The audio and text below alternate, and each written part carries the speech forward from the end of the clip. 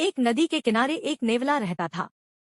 यह नेवला नदी के पार जाकर जंगल के जानवरों को परेशान करता था।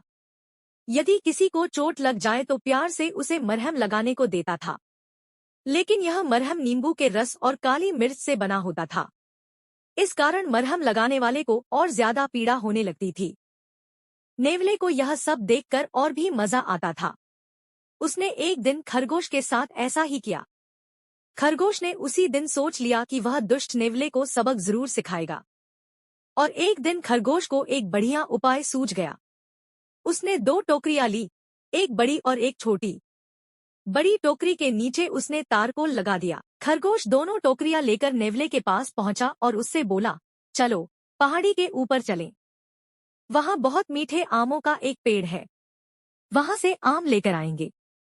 लालची नेवले ने तुरंत बड़ी वाली टोकरी उससे ले ली। पहाड़ी के ऊपर जाकर दोनों ने आमों से टोकरियां भर ली। बड़ी वाली टोकरी भारी हो गई। नेवले ने भारी होने के कारण टोकरी नीचे रख दी। टोकरी के नीचे तारकोल लगा हुआ था, इसलिए टोकरी जमीन से चिपक गई। आमों से भरी टोकरी को नेवला छोड़ना नहीं चाहता था, इसलिए उसने पूरा जोर लगाकर टोकरी उठाई। इससे उसके पंजे छिल गए। खरगोश ने उससे कहा, दोस्त, तुम्हें दर्द हो रहा होगा, ये लो दवा लगा लो। नेवले ने जब दवा लगाई तो दर्द से चिल्लाने लगा। असल में यह वही नींबू और काली मिर्च का मरहम था जो नेवला सबको दिया करता था। नेवला परेशान होकर नदी की ओर भागा।